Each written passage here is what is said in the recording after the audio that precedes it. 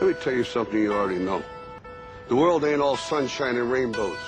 It's a very mean and nasty place, and I don't care how tough you are, it will beat you to your knees and keep you there permanently if you let it. Life is tough. That's a given. When you stand up, you're going to be shoved back down. When you're down, you're going to be stepped on. My advice to you doesn't come with a lot of bells and whistles. It's no secret.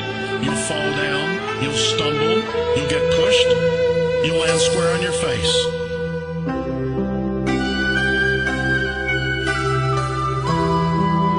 Life is scary. Get used to it. There are no magical fixes. It's all You, me, or nobody is gonna hit as hard as life. But it ain't about how hard you hit. It's about how hard you can get hit and keep moving forward. How much you can take and keep moving forward. That's how winning is done.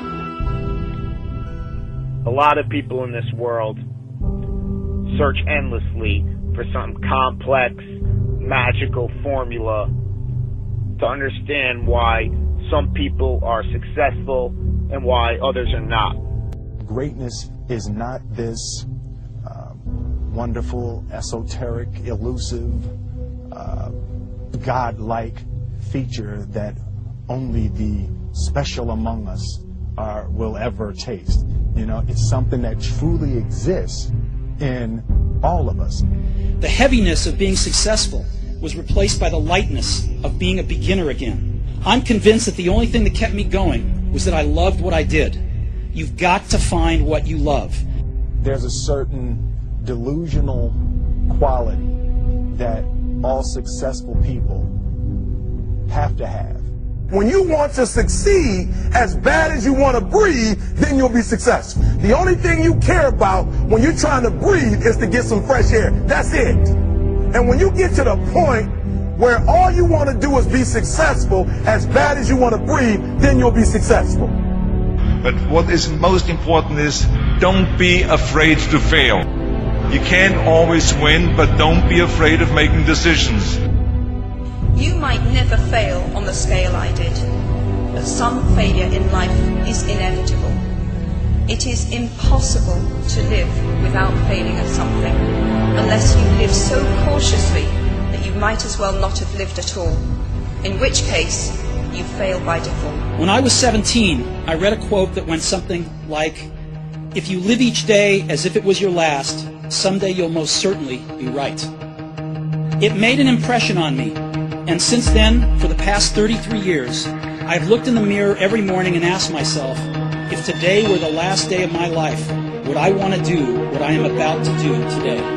Because almost everything, all external expectations, all pride, all fear of embarrassment or failure, these things just fall away in the face of death, leaving only what is truly important. Remembering that you are going to die is the best way I know to avoid the trap of thinking you have something to lose. Is distinctly different about me is I'm not afraid to die on a treadmill. You might have more talent than me, you might be smarter than me, but if we get on the treadmill, there's two things. You're getting off first, or I'm going to die.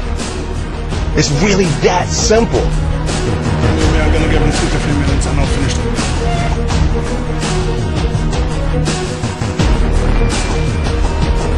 Then I promise that he will make it 2 to 3 minutes in the kickboxing ring with me this time.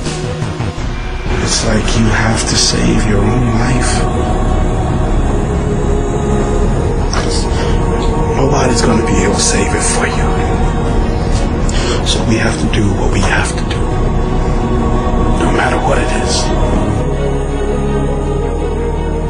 This is what I believe, and I'm willing to die. Period. No matter how bad it is, or how bad it gets, I'm going to make it. Say that to yourself every day. Our deepest fear is not that we are inadequate. Our deepest fear is that we are powerful beyond measure. I'm motivated by fear. What we are trying in all these discussions and talks here is to see if we cannot radically bring about a transformation of the mind. Not accept things as they are, but to understand it, to go into it, to examine it, give your heart and your mind with everything that you have to find out a way of living differently. But that depends on you and not somebody else. Because in this there is no teacher, no pupil, there is no leader, there is no guru, there is no master, no savior. You yourself are the teacher and the pupil, you are the master, you are the guru, you are the leader. You are everything. To understand is to transform what is. You know, when you get old in life, things get taken from you. I mean, that's part of life. But you only learn that when you start losing stuff. You find out life's this game of inches. On this team, we fight for that inch. On this team, we tear ourselves and everyone else around us to pieces for that inch. We claw with our fingernails for that inch. Because we know when we add up all those inches, that's gonna make the fucking difference between winning and losing. Between living and dying. I'll tell you this, in any fight, it's the guy who's willing to die who's gonna win that inch. Now, if you know what you're worth, now go out and get what you're worth. But you gotta be willing to take the hits and not pointing fingers saying you ain't where you want to be because of him or her or anybody. Cowards do that, and that ain't you. You're better than that. Yeah. And I know if I'm gonna have any life anymore, it's because I'm still willing to fight and die for that itch. Because that's what living is. The 6 inches in front of your face.